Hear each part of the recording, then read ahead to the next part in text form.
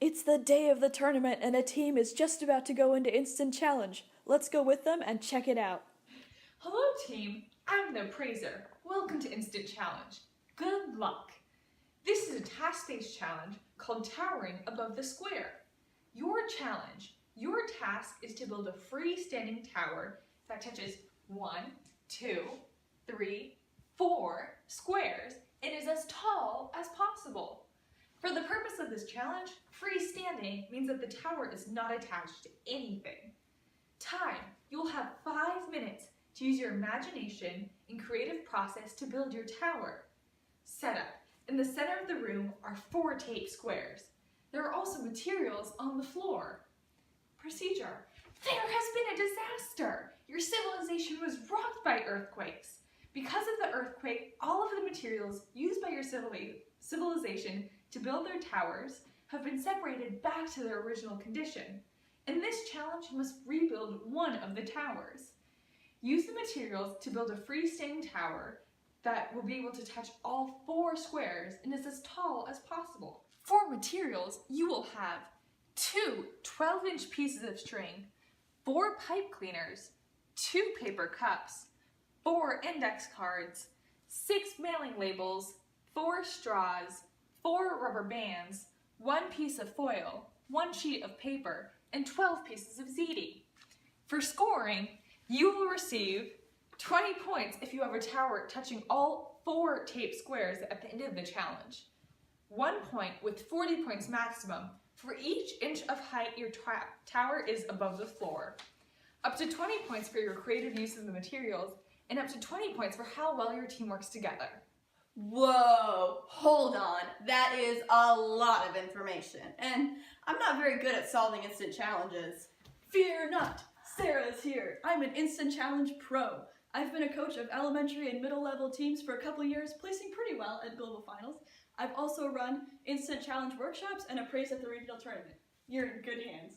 We can break down this challenge together and use some of my tips and tricks as a tool to help you solve future instant challenges. Whether you're a first-year team or a team that's done this for 10 years, these tips and tricks will still be useful.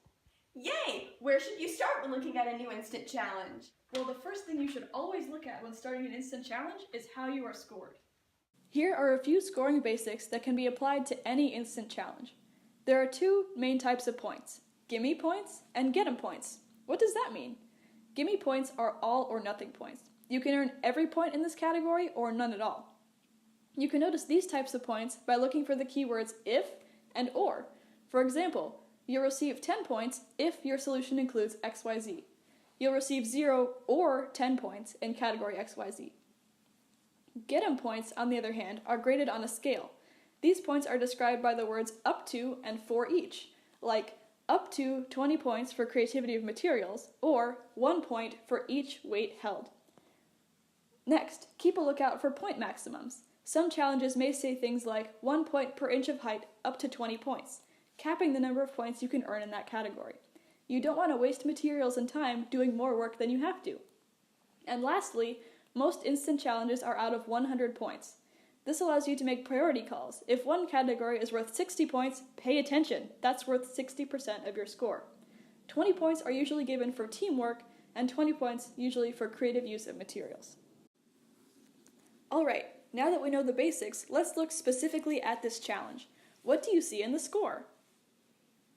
Look, some gimme points. Always get the gimme points. Let's look at what it says. Section A, 20 points if you have a tower touching all 4 tape squares at the end of the challenge. Not 1 to 20, but 0 or 20. Let's get those 20 points. You should even assign one of your teammates to be the checker dude and make sure that the gimmies are being got. What a great idea! What else do you see in the score breakdown? Well, the second thing I see here is a point maximum. Look at category B, 1 point, 40 points max for each inch of height of your tower above the floor. This tells us that there is no point, get it, trying to build a tower larger than 40 inches. That's the max. Next, creative use of materials. This means using materials to solve the challenge in a unique and unexpected way. I'll tell you more about that in just a sec. Finally, teamwork. We'll talk about that a little later. Alright, we looked for gimme points and found some. I also noticed that one category had a max. I think I'm ready to start solving, but how do we use these materials to build a tower? Well, how about we start with some general materials and construction skills to build up your Instant Challenge toolbox. Then we can use those to solve the challenge. So I see two main types of materials that are useful for challenges like these. The first one are extenders. Extenders are things like paper, straws, and spaghettis that are long. They help you get all those yummy height points. The second type of material that I see here are connectors. Those are things like mailing labels and rubber bands that help you stick things where you want them to stay. So let's go over a couple of the extenders and connectors that you have in this challenge. Let's talk about my favorite material first, paper. And I guess index cards can be in this category too. So what type of material do you think paper is? It's an extender. So here are a couple tricks to help make your paper longer and stronger. Ripping paper can be hard. No matter how hard you try to make the line go straight, it never seems to. So here's how you can make paper with a nice even tear. First, what you do is you take the paper you want to rip and you fold it where you want to rip it. Then you use the back of your fingernail to press in the crease like this. You want to squish it really good. Then you unfold it and fold it back the other way. Squish it again.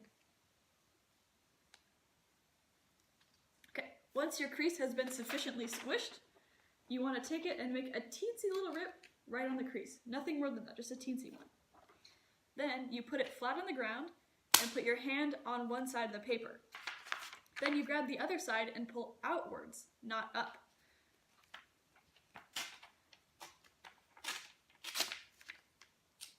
And voila! Just like that, paper ripped with a nice, clean tear. Now that we've learned how to make nice, clean lines on our ripped paper, let's learn how to make it stronger than this floppy stuff. The first way to make your paper stronger is to fold in ridges. So the way you do that is like this. It's like your fan pleat. So fold it first one way, then flip it over, fold it back the other way, and continue like so. There. Now, as you can see, your paper has a backbone and it'll be able to stand up much stronger. The second way to make your paper stronger is to turn it into a cylinder. So just roll it up like so, get some mailing labels, and stick that sucker together. Cylinders are also much stronger than plain paper. Look, they can stand up on their own. The final thing I want to show you guys about paper is called the paper trick. This one helps make one smaller piece of paper very long. It isn't super strong, but it scores really well on creative use of materials. So here's how you do it. First, you take your paper and you fold it in half the hamburger way.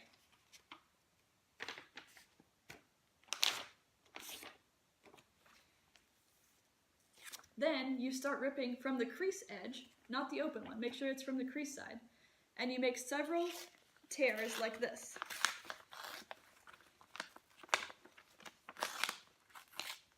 Make sure you don't go all the way to the edge, but leave a little bit hanging. So you make those all the way down the paper.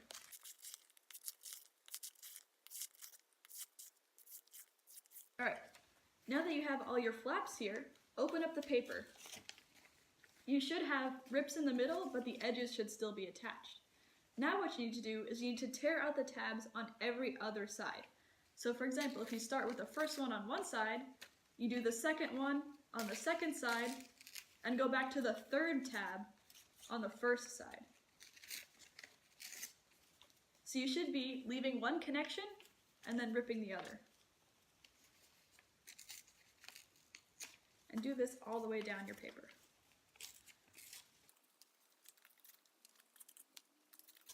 Then when you reach the end, you should have one very long chain of paper. So what material should we do next? How about straws? Straws are typically extenders. Here's how to connect straws without using any of your valuable mailing labels. First, what you do is you take one straw and you squish up the end like so. Squish it nice and good. Then you stick it into the end of another straw and push it in. There, now you have one straw that's twice as long. we can add a third straw for an extra length. There you go, long and pretty secure, an excellent extender. One thing to look out for though, sometimes the straws that appraisers give you for your challenge will have bendy bits.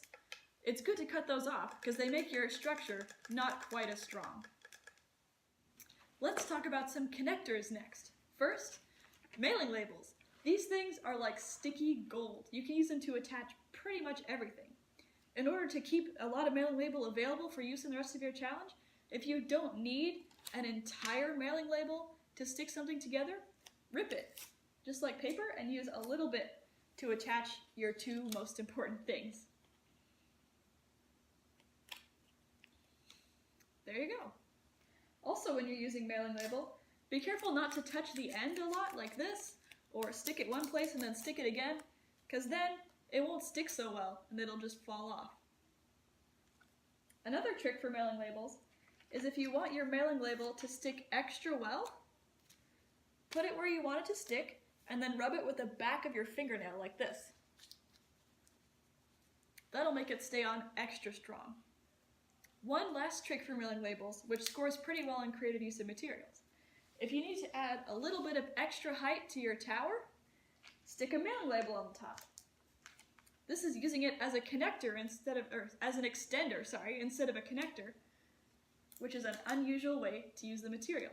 There, just a little bit of extra height, thanks to the mailing label. Next, rubber bands. Tying rubber bands can be pretty difficult unless you know Sarah's special trick. Put one rubber band on each wrist, like a bracelet. Then, bring your arms together like this and grab the rubber band and pull through. There you go, your rubber bands are tied together nice and tightly. Great! Are there any materials that are both extenders and connectors? Yeah, for sure. Take pipe cleaners, for example. You can use them as a connector by wrapping up two different things in them to tie them together. Like so. But they're also pretty long. If you want to tie two pipe cleaners together to use them as an extender, don't tie them together end to end like this. If you do it like that, they pull apart very easily. Instead, have them starting both the same direction like this and then twist them together. Then if you fold it over and pull it out, much, much stronger. Now the last category, general construction tips. When you're building something, the base of your structure should be either heavy or wide.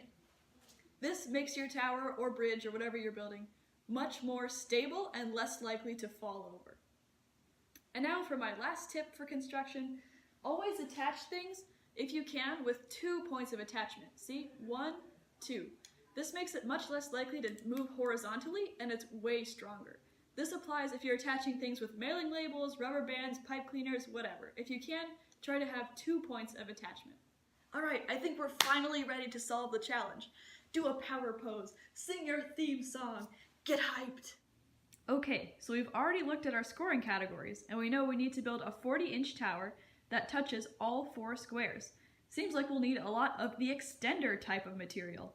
The paper, the straws, and the pipe cleaners are going to be very useful for this challenge. Now, if you look at the setup, it seems like it would be most efficient to have a tower in the middle with the large bottom that touches all 4 squares. But are we allowed to build outside the tape boxes? If you aren't sure, just ask the appraisers. Appraisers are always happy to answer any questions that you have about the instant challenge. Hey appraiser, can I build outside of the square? Well, the challenge doesn't say you can't, so sure. Sweet, it's time to get building. Right now, my plan is to build one tower in the middle of the 4 squares and have a little leg extend out to touch each of the 4. We're going to need a wide base for this challenge because if you look at our materials, we don't really have anything heavy that will help hold the tower up. But also, if you look at this cup, it doesn't really seem wide enough to be a base for such a tall tower, 40 inches. So instead, we're going to get creative.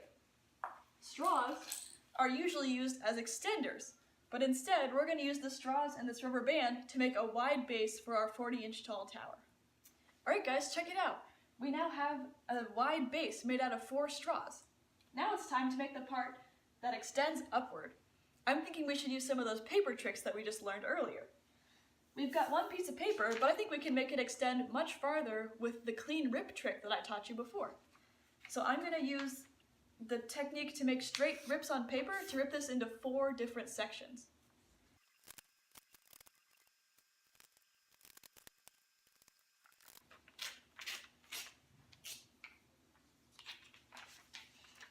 Alright guys, check it out. We now have 4 nicely ripped pieces of paper. Now I'm going to use another trick that we learned earlier. Paper is stronger in cylinders.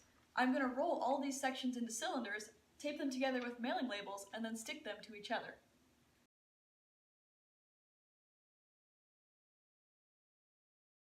Alright, I've made this paper cylinder and stuck it into the straw base. Let's see if it's tall enough. Looks like it's only about 36 inches. Let's add something to the top to make it taller. What extenders do we have? How about a pipe cleaner? There we go, that should be tall enough. Alright, the tower is 40 inches. Now it's time to connect to all these 4 squares. We gotta get the gimmies.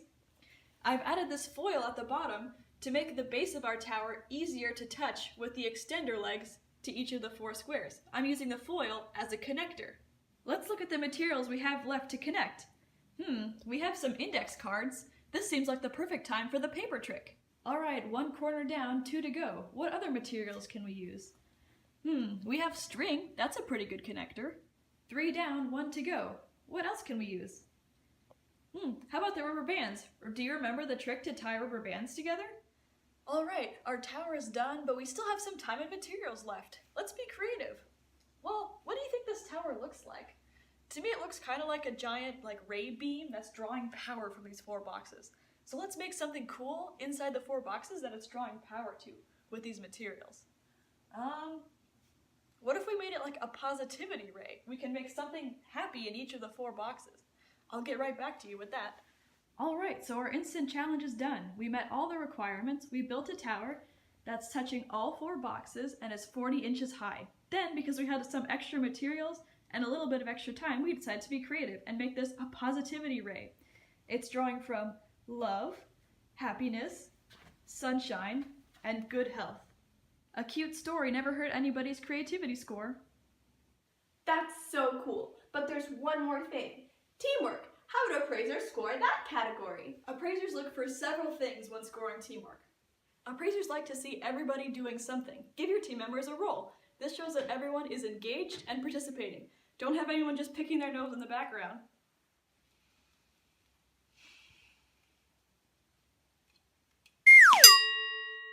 I'll work on putting together the straws while you roll up the paper. Sure.